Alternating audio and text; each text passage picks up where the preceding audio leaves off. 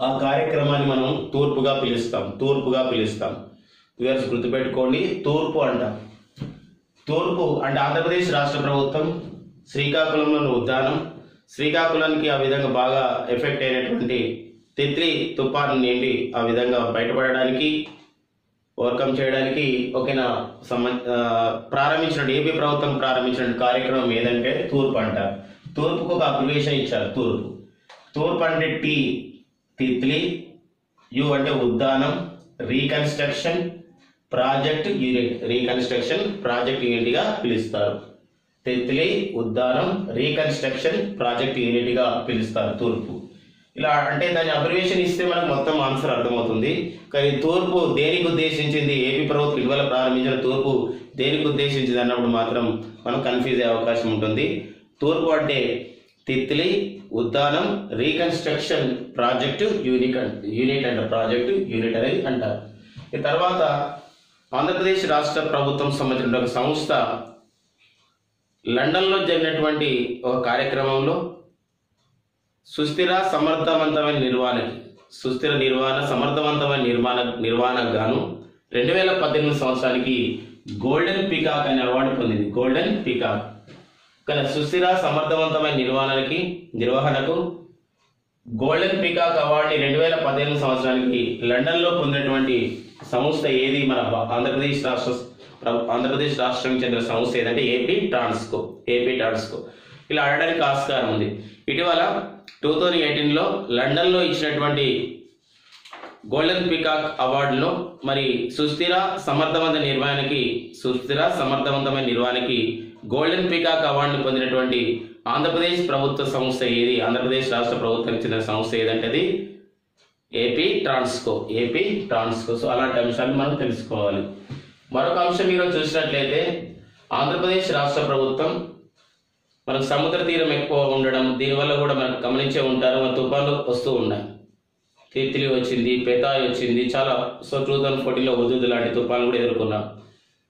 So అయితే ఇలాంటి విపత్తులను ఎదుర్కోవడానికి విపత్తులు వచ్చినప్పుడు దాని సమర్థవంతమైన నిర్వహణకి ఒక ఆస్తి నష్టం, ప్రాణ నష్టాన్ని తగ్గించడానికి ఏపీ ప్రభుత్వం ప్రారంభించినటువంటి ఒక కార్యక్రమం ఉంది. దాన్ని ఏమంటారంటే కాస్మిక్ అంటారు. కాస్మిక్ గా పిలుస్తారు. సో బాగా ఇంపార్టెంట్ ఇది కూడా బిడ్డు. ఆంధ్రప్రదేశ్ రాష్ట్ర ప్రభుత్వం విపత్తులను ఎదుర్కోవడానికి, విపత్తుల కారణంగా ప్రాణ ఆస్తి నష్టాన్ని తగ్గించడానికి ప్రారంభించినటువంటి కార్యక్రమం ఏది? కాస్మిక్ అంటారు. కాస్మిక్ కూడా ఇక్కడ గమనిస్తే ఈ కాస్మిక్ లో ఉన్నటువంటి ప్రతి ఇంగ్లీష్ లెటర్ మనకు ఒకటి తెలియజేస్తుంది. కాస్మిక్ చూడండి, సి అంటే critical operations, strategic management and intensive command అంటారు. Okay, critical operations strategic management and intensive command గా పిలుస్తారు. దాన్ని కాస్మిక్ అంటారు. Critical operations strategic management and intensive command గా దాన్ని కాస్మిక్ ను పిలుస్తారు. సో అది అబ్రివేషన్ పరంగా మనకి ఇంపార్టెంట్, దాని యొక్క ఉద్దేశం కూడా ఇంపార్టెంట్. మరి ఇటీవల ఆంధ్రప్రదేశ్ రాష్ట్రంలో అంతర్జాతీయ విమానయాన సర్వీస్ కూడా ప్రారంభించడం జరిగింది. మరి అంతర్జాతీయ విమాన సర్వీస్ అనేది ఎక్కడికి ప్రారంభించబడింది కూడా మనకి ఇంపార్టెంటే. ఇది గన్నవరం, మన విజయవాడ సమీపాన గన్నవరం నుండి సింగపూర్కి. ఏపీలో ఆంధ్రప్రదేశ్లో తొలిసారిగా అంతర్జాతీయ విమాన సర్వీసు ఏ రెండు ప్రాంతాల మధ్య ఆ విధంగా జరిగింది అన్నప్పుడు అది గన్నవరం నుండి సింగపూర్. మరి రెండో అంతర్జాతీయ విమాన సర్వీస్ అనేది ఎక్కడ జరిగిందంటే అది విశాఖపట్నం నుండి బ్యాంకాక్, అంటే థాయిలాండ్ రాజధాని ఏంటంటే బ్యాంకాక్. సో అది విమానయాన సర్వీసుల గురించి. గన్నవరం నుండి సింగపూర్ ప్రారంభించబడింది. రెండవ అంతర్జాతీయ విమాన సర్వీసు విశాఖపట్నం నుండి థాయిలాండ్ రాజధాని బ్యాంకాక్ ప్రారంభించబడింది. తర్వాత నెక్స్ట్ మనకి ఈ ఆంధ్రప్రదేశ్లో సుస్థిరమైనటువంటి పరిపాలనలో భాగంగా పరిపాలనలో సాంకేతికతను ఉపయోగించుకోవాలనే విషయంతో మరి ఆన్లైన్లో సేవలు అందించడం పౌరులకి అనే విధానంతో ఒక ఈ ప్రగతి అనే కార్యక్రమాన్ని ప్రారంభించడం జరిగింది. మరి ఈ ప్రగతిలో మరి ఆంధ్రప్రదేశ్ రాష్ట్ర ప్రభుత్వం నిర్ణయించింది పౌరులకి 793 సేవల్ని ఆన్లైన్ ద్వారా అందించాలని నిర్ణయించింది. సో ఆ సంబంధించినటువంటి అంశం మనకి ఇంపార్టెంట్. ఒక్కోసారి వ్యూయర్స్ మరో విషయాన్ని గమనించండి. మనం ఈ సెషన్లో మనం 793 సేవలని ఆ విధంగా చెప్పాము. ఒక్కోసారి మనం కరెంట్ అప్డేట్లో భాగంగా ఒక్కోసారి మారిపోయే అవకాశం ఉంటుంది. దాన్ని కొంచెం మీరు ఆ న్యూస్ పేపర్లు దానికి అటాచ్ చేసుకొని చదవాల్సిందిగా కోరుతున్నాం. సో ఇది ఈ ప్రగతి అనే విషయం. మరి ఈ ప్రగతి అంటే ఎలక్ట్రానిక్ ప్రగతి. ఇది 793 సేవల్ని ఆన్లైన్ ద్వారా అందించడానికి శ్రీకారం చుట్టడం జరిగింది. సో అదొకటి. అది అంటే ఈ ప్రగతి కార్యక్రమంలో భాగంగా ఆంధ్రప్రదేశ్ రాష్ట్ర ప్రభుత్వం అమలు చేస్తున్నటువంటి ఆన్లైన్ ద్వారా అమలు చేస్తున్నటువంటి పౌర సేవలు ఎన్ని అంటే ప్రశ్నకి ఆన్సర్ 793 పౌర సేవలు అని చెప్పొచ్చు. ఈ ప్రగతి అని చెప్పేసి అంటున్నాం. ప్రగతి అంటాం. ప్రగతి, ఈ ప్రగతి యొక్క అబ్రివేషన్ మనం గమనించినట్లయితే proactive governance and timely implementation గా చెప్తాం. సో వ్యూయర్స్ మరొకసారి వినండి. Proactive governance, active governance and timely implementation అనేది ఒకటి ప్రగతి యొక్క అబ్రివేషన్ గా మనం చెప్పాలి. సో కేంద్ర ప్రభుత్వం మరొక అంశం మనం గమనించాలి. కేంద్ర ప్రభుత్వం భారతదేశంలో తొలిసారిగా ఒక జాతీయ లేదా కేంద్రీయ పాకశాస్త్ర ప్రావీణ్య శిక్షణ సంస్థను ఎక్కడ నెలకొల్పడం జరిగిందంటే ఆంధ్రప్రదేశ్లో నెలకొల్పడం జరిగింది. అది తిరుపతిలో ఉందన్నమాట. ఈ బిట్ కూడా మనకి ఇంపార్టెంట్. పాకశాస్త్రం అంటే మీకు తెలుసు. పాకం అంటే ఇక్కడ ఏం చేయడం అంటే వంట చేయడం, వంట సంబంధించిన ఇన్ఫర్మేషన్. ఈ వంటకు సంబంధించిన ఇన్ఫర్మేషన్కి వంట ఎలా చేయాలి, సో సమర్థవంతమైన నిర్వహణ ఏంటి వంటలలో, సో ఇవన్నీ కూడా అక్కడ శిక్షణ ఇస్తారు, తర్ఫీదు ఇస్తారు. అది భారతదేశంలోనే తొలి సంస్థ. ఇలాంటి ప్రశ్నలు ఇంకా రాలేదు ఎగ్జామ్లో. వచ్చిన తర్వాత నేర్చుకోవడం కన్నా ముందు ఇలాంటి విషయాలు మీకు గమనించాలి. జాతీయ లేదా కేంద్రీయ పాకశాస్త్ర ప్రావీణ్య శిక్షణ సంస్థ ఎక్కడ కలదు అంటే అది తిరుపతిలో కలదు. సో ఇదొక అంశం. దీంతో పాటుగా మనం ఇంకా మరికొన్ని ముఖ్యమైనటువంటి అంశాలు ఏపీ రాష్ట్ర సమాచారం మనం నేర్చుకున్నట్లయితే ఎలాంటిదంటే ఓకేనా, ఇది భారతదేశంలో తొలిసారిగా ఈరోజు ఒక సోలార్ బ్యాటరీని మనము ఈరోజు నిర్మించబోతున్నాం. సోలార్ బ్యాటరీ యొక్క బ్యాటరీని తయారు చేసే, సోలార్ అంటే సౌర బ్యాటరీలను తయారు చేసే ఒక సంస్థను నెలకొల్పబోతున్నాం. అయితే ఇది మనం అమెరికా దేశంలోని ట్రైటాన్ సోలార్ కంపెనీ, యుఎస్ బాగా గుర్తుపెట్టుకోండి. అమెరికా దేశంలోని ట్రైటాన్ సోలార్ కంపెనీ భారతదేశంలో తొలిసారిగా సోలార్ బ్యాటరీలను తయారు చేసే ఉద్దేశంతో ఒక కంపెనీని అది ఆంధ్రప్రదేశ్ రాష్ట్రంలో ఏర్పాటు చేయనుంది. ప్రశ్న అడిగే విధానం, భారతదేశంలో తొలిసారిగా సోలార్ బ్యాటరీలను ఏర్పాటు చేస్తున్నటువంటి రాష్ట్రం ఏది అన్నప్పుడు ఇక్కడ ఆంధ్రప్రదేశ్లో భారతదేశంలో తొలిసారిగా సోలార్ బ్యాటరీ నిర్మాణం చేస్తుంది. దీనికి సహాయపడుతున్నటువంటి సంస్థ ఏది అంటే అది ఒక అమెరికా దేశానికి చెందినటువంటి ట్రైటాన్ సోలార్ కంపెనీ. అమెరికా దేశానికి చెందినటువంటి ట్రైటాన్ సోలార్ కంపెనీగా మనం గుర్తుపెట్టుకోవాలి. అంతేకాకుండా ఇటీవల కాలంలో ఆంధ్రప్రదేశ్ ప్రభుత్వం మరి ఏఐఐబితో ఒక ఒప్పందం చేసుకోవడం జరిగింది.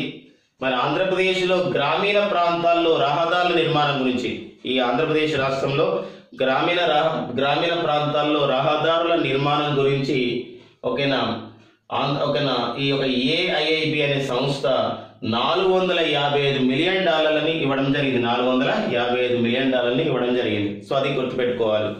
రుణాన్ని అందించడం జరిగింది $455 మిలియన్. ఇటీవల ఈ కింది ఏ సంస్థ ఆంధ్రప్రదేశ్లో గ్రామీణ రహదారుల గురించి $455 మిలియన్ రుణాన్ని ఇచ్చింది? $455 మిలియన్ రుణాన్ని ఇచ్చింది అంటే అది ఒక ఏఐఐబి అనగా Asian infrastructure and investment bank గా చెప్పాలి. ఏఐఐబి అనగా Asian infrastructure and investment bank గా మనం గుర్తించాలి. సో ఇది ఒకటి అంశం. దాంతో పాటుగా మనకు యుఎస్ ఒకసారి తెలుసు. మనం ఈరోజు ఎలాంటి అంశం అంటే ఈరోజు విశాఖపట్నం నుండి చెన్నై వరకు కూడా మనం ఒక పారిశ్రామిక ప్రాంతాన్ని ఏర్పాటు చేస్తున్నాం. మరి ఇలాంటప్పుడు ఒక విశాఖ నుండి చెన్నై ఇండస్ట్రియల్ కారిడార్కి పారిశ్రామిక ప్రాంతానికి గతంలో మరి రుణాన్ని అందజేసిన సంస్థ ఏంటి అంటే అది ఏడిబి అంటే ఏషియన్ డెవలప్మెంట్ బ్యాంకు. సో ఆ విషయం గమనించండి. ఇది AIIB Asian infrastructure and investment bank గా నేను చెప్తాను. దాంతో పాటుగా ఇటీవల కాలంలో కేంద్ర ప్రభుత్వం మరి 2017-18 సంవత్సరం 2017-18 ఆర్థిక సంవత్సరంలో మరి జాతీయ గ్రామీణ ఉపాధి హామీ పథకం అమలు తీరును ఒక నివేదికను విడుదల చేయడం జరిగింది.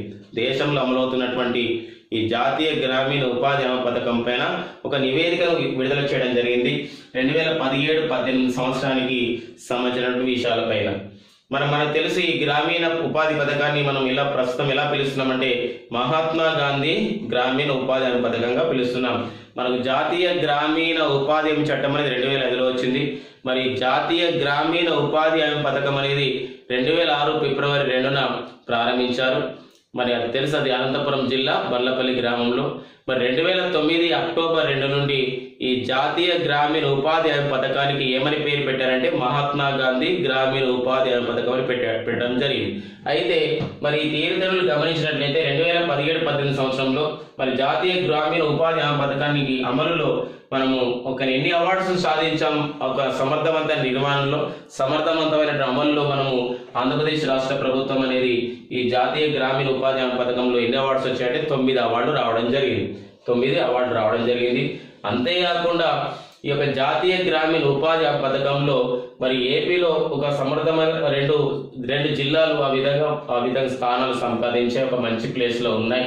అది వైజాగ్ మరియు చిత్తూరు. వైజాగ్ మరియు అంటే విశాఖపట్నం మరియు చిత్తూరు ఈ సంబంధించినటువంటి ఈ సంబంధించిన జిల్లాలు గుర్తుపెట్టుకోండి. 2017-18 ఆర్థిక సంవత్సరంలో మరి గ్రామీణ ఉపాధి హామీ పథకంలో ఓకేనా మొదటి 2 స్థానాలను జిల్లాలు ఏవి అంటే అది ఓకేనా విశాఖపట్నం, తర్వాత చిత్తూరు. అంతేకాకుండా ఈ గ్రామీణ ఉపాధి హామీ పథకంలో ఒక ఉత్తమ గ్రామంగా అంటే సమర్థవంతమైన నిర్వహణలో ఉత్తమ గ్రామంగా నిలిచింది ఏంటంటే అది చిత్తూరులోని కోటబయలు గ్రామం. చిత్తూరులోని కోటబయలు గ్రామంగా గమనించాలి. కోటబయలు గ్రామం. సో అలాంటి ప్రశ్నలు కూడా అడగడానికి మనకు గ్రామీణాభివృద్ధి విషయంలో స్కోప్ ఉంది. దాంతో పాటుగా ఇటీవల కాలంలో మనకు తెలుసు కేంద్ర ప్రభుత్వ కార్యక్రమం ఇది గృహ నిర్మాణానికి ఆ విధంగా అందరికీ ఒక గృహ నిర్మాణం ఉండాలి దేశంలో అని చెప్పేసి మనకి ప్రధానమంత్రి ఆవాస్ యోజన అనే కార్యక్రమాన్ని ప్రారంభించింది కేంద్ర ప్రభుత్వం. మరి ప్రధానమంత్రి ఆవాస్ యోజన తీరుతెన్నులపై ఇటీవల కేంద్ర ప్రభుత్వం విడుదల చేసినట్టు 2018 సంబంధించిన డాటాను మనం డిస్కస్ చేస్తున్నాం. కేంద్ర ప్రభుత్వం విడుదల చేసినట్టు ప్రధానమంత్రి ఆవాస్ యోజనలో కేంద్ర ప్రభుత్వం విడుదల చేసినటువంటి నివేదికలో మరి ప్రధానమంత్రి ఆవాస్ యోజన అమలులో మొదటి 3 స్థానాలు నిలిచినటువంటి రాష్ట్రాలు ఏమంటారు? మొదటి 3 స్థానాలు ప్రధానమంత్రి ఆవాస్ యోజనలో భాగంగా భారతదేశంలో మొదటి 3 స్థానాలు నిలిచినటువంటి రాష్ట్రాలు మధ్యప్రదేశ్, ఆంధ్రప్రదేశ్, తమిళనాడు. అంటే దీన్ని బట్టి మనకు వ్యూవర్స్ అర్థమైంది.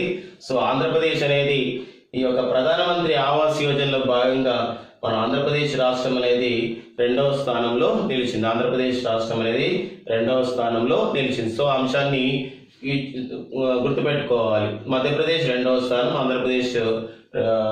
మధ్యప్రదేశ్ మొదటి స్థానం, ఆంధ్రప్రదేశ్ 2వ స్థానం, తమిళనాడు అనేది 3వ స్థానం ప్రధానమంత్రి ఆవాస్ యోజనలో. మధ్యప్రదేశ్, ఆంధ్రప్రదేశ్, తమిళనాడు. తర్వాత నెక్స్ట్ మనకి ఇటీవల కాలంలో ఆంధ్రప్రదేశ్ రాష్ట్ర ప్రభుత్వం అంటే 2018లోనే భాగంగా ఈ యొక్క పట్టభద్రులని అంటే గ్రాడ్యుయేట్స్, పోస్ట్ గ్రాడ్యుయేట్స్ని ఈ యొక్క పట్టభద్రులని ఈ యొక్క టీచింగ్ అంటే బోధన ప్రవృత్తి వైపు అంటే సుశిక్షితులైనటువంటి బోధన ప్రవృత్తి అంటే టీచింగ్ వైపు వాళ్ళని మళ్లించడానికి ఆంధ్రప్రదేశ్ రాష్ట్ర ప్రభుత్వం ప్రారంభించినటువంటి కార్యక్రమం ఏదంటే సీఎం ఫెలోషిప్ అంటారు. CM fellowship. సో ఆంధ్రప్రదేశ్ రాష్ట్రంలో బోధన వైపు, బోధన ప్రవృత్తి వైపు, బోధన వృత్తి వైపు మళ్లించడానికి పట్టభద్రులని సుశిక్షితులైన వాళ్ళని ఏపీ ప్రభుత్వం ప్రారంభించినటువంటి కార్యక్రమం ఏదంటే సీఎం ఫెలోషిప్. సీఎం ఫెలోషిప్ దేనికి సంబంధించింది? పట్టభద్రులని బోధన వైపుని ఆ విధంగా మళ్లించడానికి ప్రారంభించినటువంటి కార్యక్రమమే ఈరోజు ఏదంటే సీఎం ఫెలోషిప్. దాంతో పాటుగా మరొక విషయం గమనించాలి. ఈరోజు ఆంధ్రప్రదేశ్ రాష్ట్ర ప్రభుత్వం ఈ 6 నుండి 10 తరగతి అంటే 6th to 10th క్లాస్ సంబంధించినటువంటి విద్యార్థులకు సంబంధించిన పుస్తకాల్లో ప్రతి పుస్తకం పైన ఒక క్యూఆర్ కోడ్ అనేది ఉంటుంది. ఆ క్యూఆర్ కోడ్ని మనం స్కాన్ చేయడం ద్వారా యూట్యూబ్లో మనం ఏం చేయొచ్చు అంటే దానికి సంబంధించినటువంటి వీడియో పాఠాలు వినే అవకాశం ఇచ్చారు. దీనికి సంబంధించిన ఒక యాప్ను ప్రారంభించడం జరిగింది. దాన్ని దీక్ష యాప్ అంటారు. దాన్ని దీక్ష యాప్గా పిలుస్తారు. ఏపీ ప్రభుత్వం ప్రారంభించినటువంటి దీక్ష యాప్ దేనికి సంబంధించింది అంటే ఒక మరి వెరీ వెరీ ఇంపార్టెంట్ ఏరియాగా మనం గమనించండి. ఆంధ్రప్రదేశ్ రాష్ట్ర ప్రభుత్వం ప్రారంభించినటువంటి దీక్ష యాప్ దేనికి సంబంధించింది అంటే 6 నుండి 10వ తరగతి చదివే విద్యార్థులు ఆ సంబంధించినటువంటి పాఠ్య పుస్తకం పై ఉన్నటువంటి క్యూఆర్ కోడ్ని స్కాన్ చేయడం ద్వారా దానికి సంబంధించిన అంటే ఆ పాఠాలకు సంబంధించినటువంటి వీడియో పాఠాలని మన యూట్యూబ్లో వినే అవకాశం ఇస్తుంది. అది దీక్ష యాప్ ఒక విద్యారంగానికి సంబంధించినటువంటి యాప్. దీంతో పాటుగా ఇంకా ఏపీ ప్రభుత్వం ప్రారంభించినటువంటి మరికొన్ని అంశాలు మనం డిస్కస్ చేద్దాం. ఏపీకి సంబంధించిన విషయాల్లో ఆంధ్రప్రదేశ్ రాష్ట్ర ప్రభుత్వం ఈ గిరిజన ప్రాంతాల్లో ఒక పోషక పదార్థాలతో ఉన్నటువంటి పోషక పదార్థాలను ఉచితంగా ఇచ్చే 6 రకాల పోషక సంబంధించిన పదార్థాలని ఉచితంగా ఇచ్చే ఒక కార్యక్రమాన్ని ప్రారంభించింది. దాన్ని ఆహార బుట్ట అంటాం, దాన్ని ఆహార బుట్టగా పిలుస్తాం. సో వ్యూవర్స్ ఆ విషయం గమనించండి. ఆహార బుట్ట దేనికి సంబంధించిందంటే గిరిజన ప్రాంతాల్లో 6 రకాల పోషక పదార్థాలని ఉచితంగా ఇవ్వడం. మరి అలాంటప్పుడు అడుగుతాడు ఆహార బుట్టలో ఆ ఫుడ్ బాక్స్ ఏదైతే ఉందో బాస్కెట్లో, మరి ఆహార బుట్ట అనేది గిరిజన ప్రాంతాల్లో ఇచ్చే ఒక పోషక పదార్థాలతో కూడినటువంటి ఒక బుట్ట. దీనిలో ఆరు పోషక పదార్థాలు ఉంటాయి. మరి ఏంటి ఆ 6 పోషక పదార్థాలు గిరిజన ప్రాంతాల్లో ఇచ్చడానికి? ఒకటి 2 కిలోల రాగి పిండి, తర్వాత చూసినట్లయితే 2 కిలోల కందిపప్పు, 2 కందిపప్పు. మరొక అంశాన్ని గమనించినట్లయితే 1 కేజీ సన్ఫ్లవర్ ఆయిల్ 1 కేజీ. తర్వాత 1 కేజీ వేరుశనగ. దాంతో పాటుగా 1 కేజీ బెల్లం. దాంతో పాటుగా చూసినట్లయితే 1 కేజీ అయోడిన్ ఉప్పుని ఇస్తారు. ఇది ఆహార బుట్టలు. ఏపీ ప్రభుత్వం గిరిజన ప్రాంతాల్లో పోషకాల లభ్యత గురించి, పోషకాలను ఇవ్వడం గురించి, ఉచితంగా ఇవ్వడానికి గురించి ప్రారంభించినటువంటి ఆహార బుట్టలో ఉండే పదార్థాలు ఏవి, ఆ వస్తువులు ఏవి అంటాడు. ఆ వస్తువులు ఏవన్నప్పుడు ఈ కింది వాళ్ళు ఆహార బుట్టలు లేనిదేది ఉన్నదేది అన్నప్పుడు ఆ ఉన్న విషయాలను తెలుసుకోవాలి. 2 కిలోల రాగి పిండి, 2 కిలోల కందిపప్పు, 1 కేజీ సన్ఫ్లవర్ ఆయిల్, 1 కేజీ వేరుశనగ, 1 కేజీ బెల్లం, 1 కేజీ అయోడిన్. సో వ్యూయర్స్ గమనించండి, ఇలాంటి బిట్స్ కూడా రావడానికి ఆస్కారం ఉంది. ఈ పంచాయత్ సెక్రటరీ లాంటి ఎగ్జామ్లలో కానీ, లేకపోతే మిగతా గ్రూప్ 2 కానీ గ్రూప్ 1లో కానీ మనం ఇలాంటి ఖచ్చితంగా మనం చూస్తాం. ఈ తర్వాత నెక్స్ట్ ఇలాంటి వాటిలో మరొక విషయం గమనించినట్లయితే చేరువ. ఈరోజు ఆంధ్రప్రదేశ్ రాష్ట్ర ప్రభుత్వం ప్రారంభించినటువంటి మరో కార్యక్రమం ఏదంటే చేరువ. అంటే చేరువ అనేది దేనికి? చేరువ అంటే దగ్గరికి కావడం. చేరువ అంటే ఇక్కడ గమనించినట్లయితే ఆంధ్రప్రదేశ్ రాష్ట్ర ప్రభుత్వం శాంతి భద్రతల రక్షణలో ప్రజల భాగస్వామ్యాన్ని ప్రజలని భాగస్వామ్యం చేయడం అనే లక్ష్యంతో శాంతి భద్రతల రక్షణలో ప్రజల భాగస్వామ్యాన్ని ఆ విధంగా చేయడం, ప్రజల భాగస్వామ్యం చేయడం అనే లక్ష్యంతో చేరువ అనే కార్యక్రమాన్ని ప్రారంభించడం జరిగింది. సో అంటే పోలీస్ వ్యవస్థకి ఏం చేయాలంటే శాంతి భద్రతల రక్షణ గురించి ప్రజల యొక్క భాగస్వామ్యం కూడా అవసరమనే అంశమే దీనికి సంబంధించిన విషయం. సో మరి దీంతో పాటుగా ఆంధ్రప్రదేశ్ రాష్ట్రంలో ఉన్నటువంటి మరొక కార్యక్రమం చూసినట్లయితే ఇది సబల అనే కార్యక్రమాన్ని ప్రారంభించడం జరిగింది. ఇటీవల కాలంలో గుంటూరు జిల్లాలో ఒక ప్రయోగాత్మకంగా ప్రారంభించినటువంటి కార్యక్రమం సబల అంటే కేంద్ర ప్రభుత్వ కార్యక్రమానికి ఈ కార్యక్రమం కొంచెం డిఫరెన్స్ ఉంటుంది. మరి ఆంధ్రప్రదేశ్ రాష్ట్ర ప్రభుత్వం ప్రారంభించినటువంటి సబల కార్యక్రమం దేనికి సంబంధించిందంటే మహిళల పైన, చిన్నపిల్లల పైన, బాలికల పైన జరుగుతున్న అకృత్యాలను నివారించడానికి గుంటూరులో ఏర్పాటు చేసినటువంటి ఒక ప్రత్యేక పోలీస్ వ్యవస్థ ఏంటంటే సబల. గుంటూరులో ఏర్పాటు చేసినటువంటి ఒక ప్రత్యేక పోలీస్ వ్యవస్థ. మరొకసారి గమనించండి, ఆంధ్రప్రదేశ్ రాష్ట్రంలో జరుగుతున్నటువంటి పర్టికులర్ ఆంధ్రప్రదేశ్ రాష్ట్రంలో అమలవుతున్న సబల యొక్క కార్యక్రమం యొక్క ఉద్దేశం ఒకటి ఏంటంటే మహిళల పైన, బాలికల పైన, చిన్నారుల పైన జరుగుతున్నటువంటి ఆకృత్యాల పైన దాన్ని నివారించడానికి అలాంటి జరిగితే శిక్షించడానికి ఏర్పాటు చేయబడేటువంటి ఒక ప్రత్యేక పోలీసు వ్యవస్థని ఇక్కడ సభలుగా గుంటూరులో ప్రారంభించడం జరిగింది.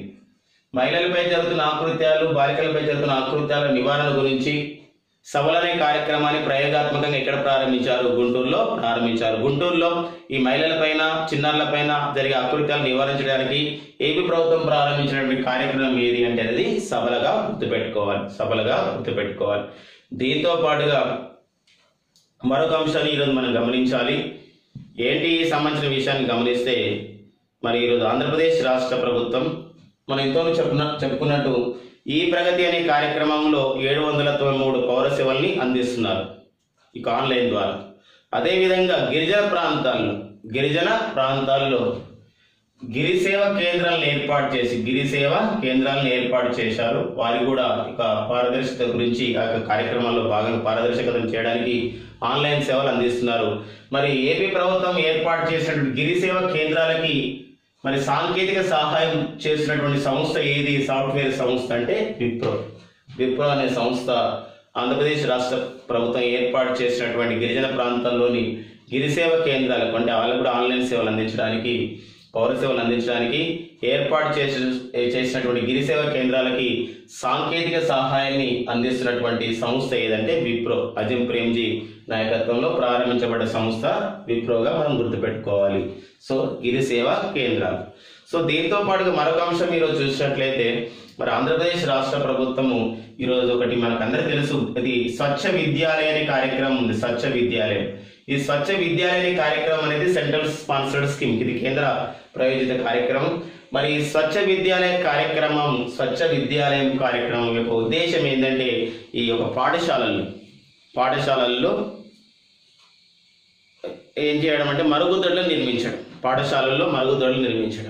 సో మరి పాఠశాలలో మరుగుదొడ్లను నిర్మించడం విషయానికి కార్యక్రమం ఏంటంటే ఇది స్వచ్ఛ విద్యాలయం. ఈ స్వచ్ఛ విద్యాలయం అమలులో, దేశంలోనే స్వచ్ఛ విద్యాలయం అమలులో మరి ఆంధ్రప్రదేశ్ రాష్ట్రం అనేది 2వ స్థానం ఉంది. మొదటి స్థానం ఉన్న రాష్ట్రం ఏదంటే బీహార్. మొదటి సంబంధించినటువంటి స్థానంలో ఈ స్వచ్ఛ విద్యాలయ అమలులో మొదటి స్థానం ఉన్న రాష్ట్రం బీహార్, రెండవ రాష్ట్రం అంటే ఆంధ్రప్రదేశ్. మరి దేనికి సంబంధించింది స్వచ్ఛ విద్యాలయం అంటే ప్రభుత్వ పాఠశాలల్లో మరుగుదొడ్ల నిర్వహణ గురించి ఉన్నదే స్వచ్ఛ విద్యాలయ కార్యక్రమంగా మనం తెలుసుకోవాలి. దాంతో పాటుగా ఆంధ్రప్రదేశ్ రాష్ట్ర ప్రభుత్వం సంబంధించినటువంటి విషయాన్ని ఇంకేం సాధించిన విజయం గమనిస్తే, ఈరోజు సులభతర వాణిజ్య సూచిని కేంద్ర ప్రభుత్వం ప్రకటించింది. మరి కేంద్ర ప్రభుత్వం సంబంధించిన సంస్థ ఏదైతే ఉందో, మరి department of industrial promotion and పాలసీలో భాగంగా DIPP ప్రకటించినటువంటి సులభతర వాణిజ్య సూచి నివేదికకి ఏమని పేరు పెట్టడం జరిగిందంటే స్టేట్ బిజినెస్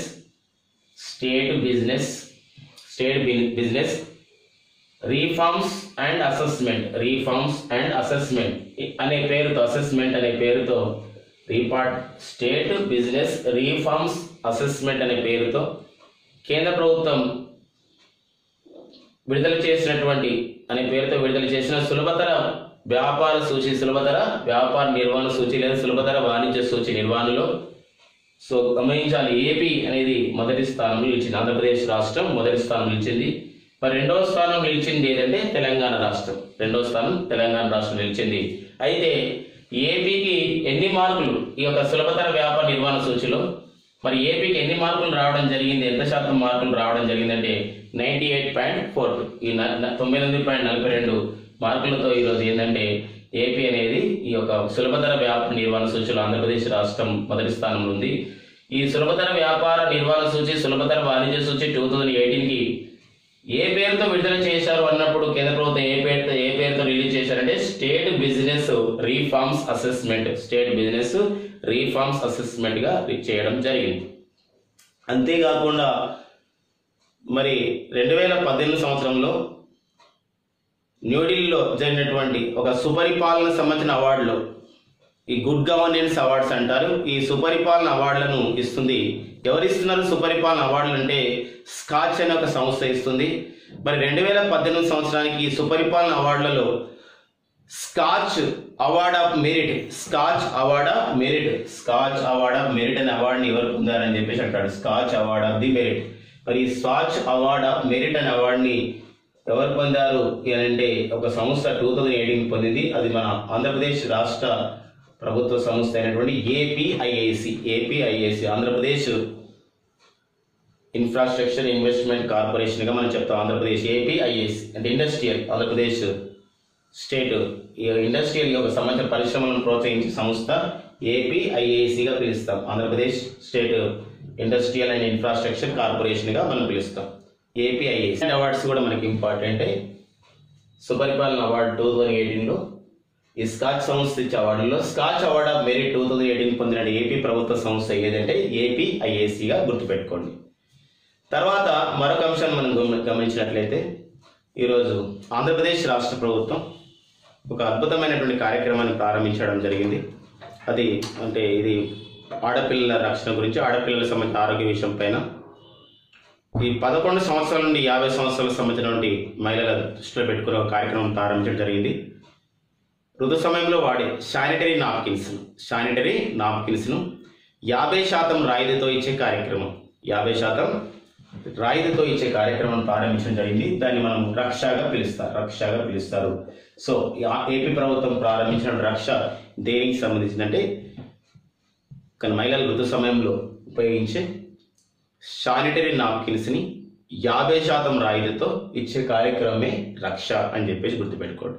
ఎందుకోసం అంటే దేశంలో చాలా రాష్ట్రాల్లో ఇలాంటి కార్యక్రమాలు అమలవుతున్నాయి. ఒడిశా రాష్ట్ర ప్రభుత్వం ఇలాంటి కార్యక్రమాన్ని ప్రారంభించింది. శానిటరీ నాప్కిన్స్ ఇచ్చే కార్యక్రమం, దాన్ని కుషి అని పిలుస్తారు. మహారాష్ట్ర ప్రభుత్వం కూడా ఇలాంటి కార్యక్రమాన్ని ప్రారంభించింది. దాన్ని మనం యోష్మిత యోజనగా పిలుస్తారు. సో అలా కంపారిటివ్ స్టడీని మనం ఖచ్చితంగా చేయవలసిన అవసరం అనేది ఉంటుంది. అంతేకాకుండా భారతదేశంలో తొలిసారిగా మరి అతిపెద్ద సుగంధ ద్రవ్యాల పార్కును, దేశంలోనే అతిపెద్ద సుగంధ ద్రవ్యాల పార్కును ఇటీవల ఎక్కడ శంకుస్థాపన చేశారని చెప్పేసి అంటే ఆంధ్రప్రదేశ్లో శంకుస్థాపన చేశారు. భారతదేశంలోనే అతిపెద్ద సుగంధ ద్రవ్యాల పార్కును ఆంధ్రప్రదేశ్లో దీన్ని శంకుస్థాపన చేయడం జరిగింది. అది సుగంధ ద్రవ్యాల పార్కును ఎక్కడ ఏర్పాటు చేశారంటే అది గుంటూరులో ఆ విధంగా ఏర్పాటు చేయబోతున్నారంటే శంకుస్థాపన జరిగింది. గుంటూరులోని మరి ఏ ప్రాంతంలో సుగంధ ద్రవ్యాల పార్కు ఏర్పాటు చేశారంటే అది మైదవోలులో ఏర్పాటు చేస్తున్నారు. మైదవోలులో దాన్ని ఏర్పాటు చేస్తున్నారు, అది గుర్తుపెట్టుకోవాలి. భారతదేశంలో అతిపెద్ద సుగంధ ద్రవ్యాల పార్కుకు ఇటీవల ఏపీలో ఎక్కడ శంకుస్థాపన జరిగిందంటే అది గుంటూరులోని మైదవోలులో శంకుస్థాపన జరిగిన విషయాన్ని వ్యూవర్స్ తెలుసుకోవాలి. సో మరొక అంశం మీరు చూసినట్లయితే ఆంధ్రప్రదేశ్ రాష్ట్ర ప్రభుత్వం ఈ సాంఘిక సంక్షేమ శాఖ ఒక ఐఐటి అకాడమీ తొలిసారిగా ఏర్పాటు చేయడం జరిగింది. ఉమ్మడి ఆంధ్రప్రదేశ్ ఉన్నప్పుడు మనకి ఐఐటి అకాడమీలు ఆ విధంగా ఎక్కువ హైదరాబాద్ ఇలాంటి ప్రాంతంలో ఉండేవి. మనం తొలిసారిగా ఆంధ్రప్రదేశ్ రాష్ట్ర ప్రభుత్వం సాంఘిక సంక్షేమ శాఖ మరి ఐఐటి అకాడమీని ఏపీలో తొలిసారి ఎక్కడ ఏర్పాటు చేసింది విభజన అనంతరం అంటది విజయవాడలోని ఏడుపుగల్లు ఈ ఐఐటి అకాడమీని ఏర్పాటు చేయడం జరిగింది. ఐఐటి అకాడమీ ఏపీలో తొలి ఐఐటి అకాడమీ అంటే ఐఐటి వాళ్ళకి ఐఐటి ఎంట్రన్స్ కి శిక్షణ ఇచ్చే ఒక అకాడమీ ఐఐటి అకాడమీ. ఇది విజయవాడ సమీపన గల ఏడుపుగల్లు ప్రాంతంలో ఏర్పాటు చేయడం జరిగింది. సో ఇలాంటి అంశాలు ఇంతవరకు ఏదైతే మన ఏపీ స్టేట్ ఇన్ఫర్మేషన్లో ఇలా 2018లో జరిగినటువంటి ముఖ్యమైనటువంటి పరిణామాలపైన మనం అధ్యయనం చేశాం. సో ఇలాంటి అంశాలని మనం చేయడం వల్ల మనకి ఒక పబ్లిక్ సర్వీస్ కమిషన్ వచ్చే ఈ ప్రాంతీయ అంశాల్లోని వాటికి ఆన్సర్ చేయడానికి ఆస్కారం ఉందన్నమాట.